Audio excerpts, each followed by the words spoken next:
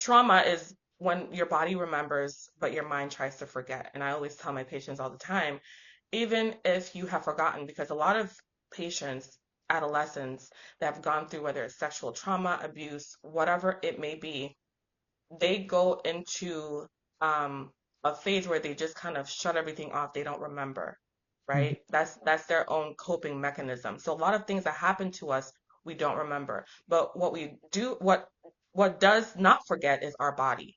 So when you're placed into certain situations and certain places, even the smell, right? You pass through and you're just like, this smell is so familiar.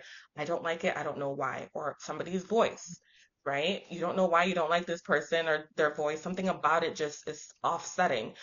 Or a certain location, or you go into a house and you just your spirit and your emotion just churns. You don't know why. I can guarantee you if you sit down and kind of think back, why don't I like this smell? Why don't I like this food? Why don't I like this person? What is it about the situation or the event that I'm in? You can trace it back to a traumatic event. And I tried to kind of do that with them to get them to open up and to remember so that they can deal with it. Oftentimes, we just kind of shove it in the back as a safety coping mechanism. Um, Trauma is not a weakness. Um, it is your nervous system responding to a certain event. Okay. It's completely human. We all have trauma.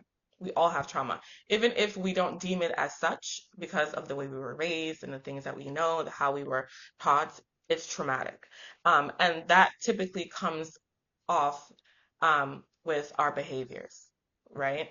It's an emotional, psychological, physiological response to an overwhelming experience um, that exceeds your ability to cope with whatever it is. So for what is trauma for one person may not be trauma for another person, or they may not respond the same way. It affects other people differently, and that's why um, some people do the same amount of substances, right?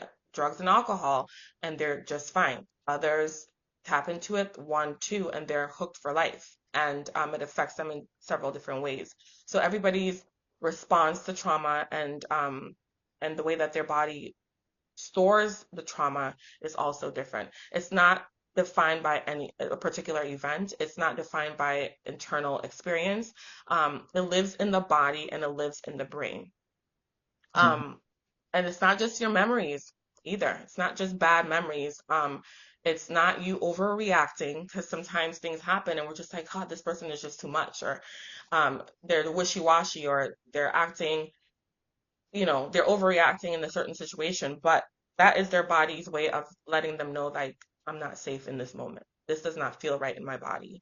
Um, it's not a character flaw either. And a lot of times we tend to tell people to just get over it.